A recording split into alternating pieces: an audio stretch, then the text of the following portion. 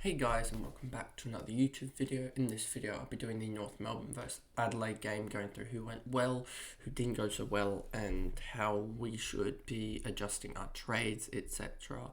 for next round, as most of us will be probably looking for a premium midfielder and probably not the go for Laird at the moment, and probably should be moving towards even just getting Keys at the moment with the way he's playing and how he has such a good break even. He's going to make up cash pretty quickly.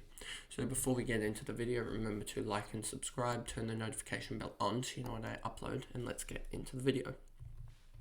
So as you can see here, Dawson ended up being the top scorer because of a pretty consistent game, 30, 41, 35, 30.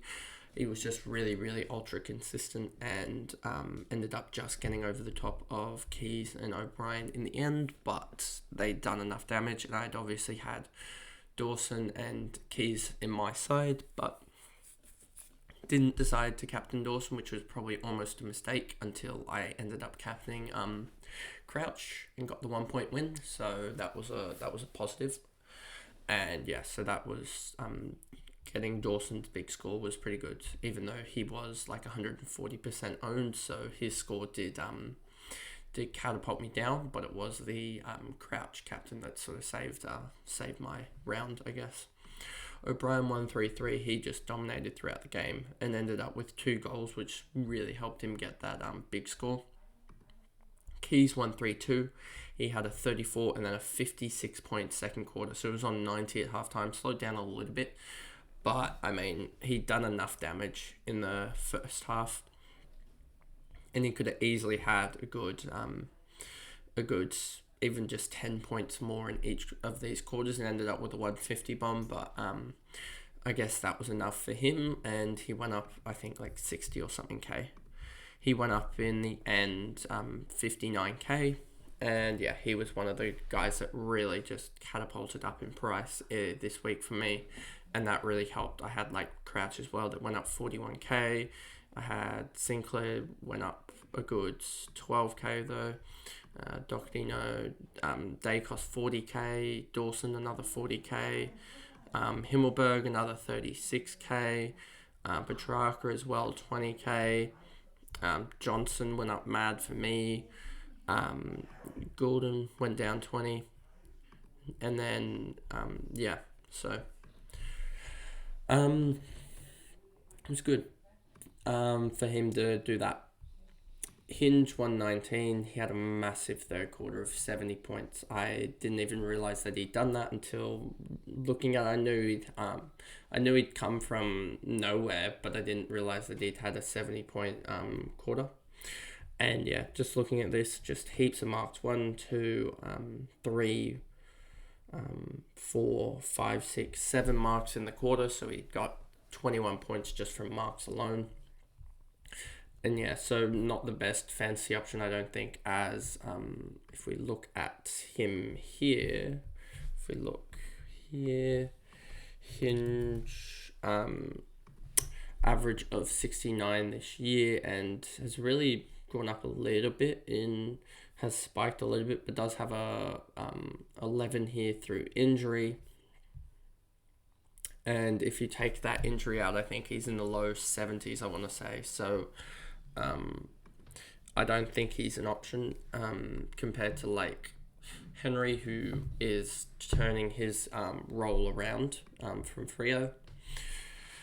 Then we move down. Sloan 112, Rochelle 100. I wouldn't be going for Rochelle, he's too inconsistent. Rankin 95, Smith 89, Curtis Jones 87, Walker 87, Laird 85, and this is what I was saying about Laird. He had a really good first quarter, but then just didn't get involved in the game at all.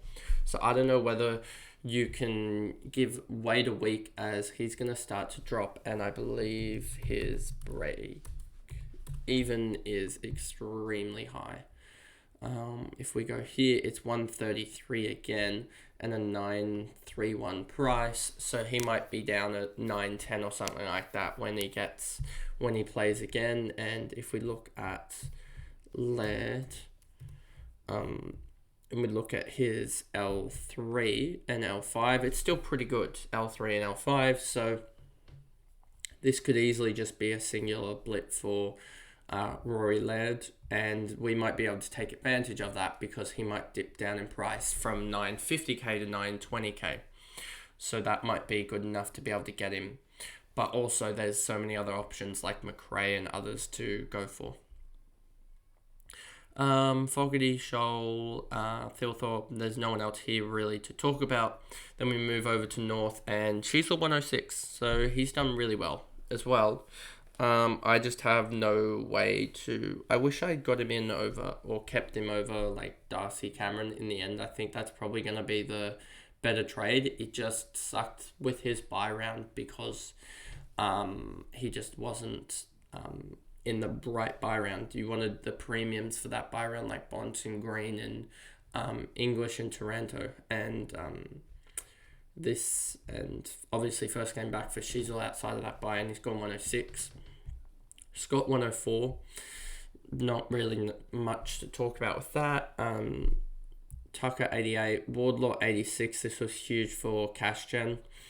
And then Zeeble 86, he had a really good first half, but then fell away massively, so I won't be going for him anytime soon, as I don't like his concrete role at the moment.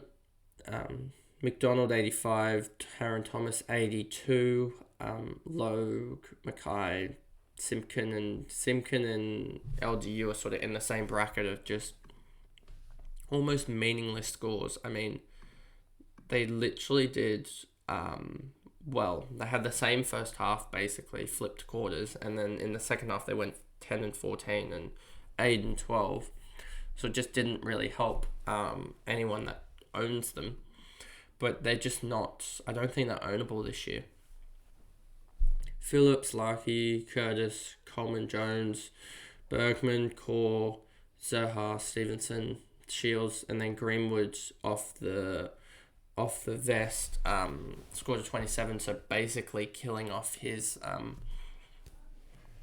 price, and he was just never the option. It was always Keys, and I'm glad that I got that decision right 4 or 5 rounds ago, as looks like Greenwood is now about 530k, and Keys is 770 odd, so that's already 240k difference, and also the scores that they've put up probably would be a good 250 or so points different.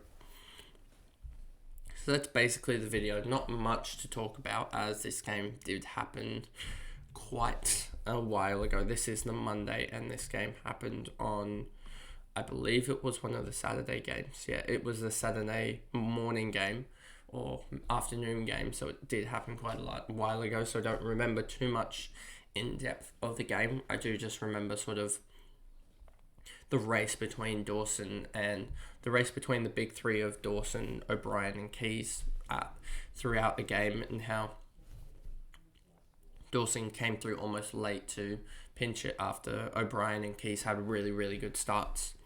So that's basically the video, and I'll see you guys in another video. Thank you guys. Goodbye.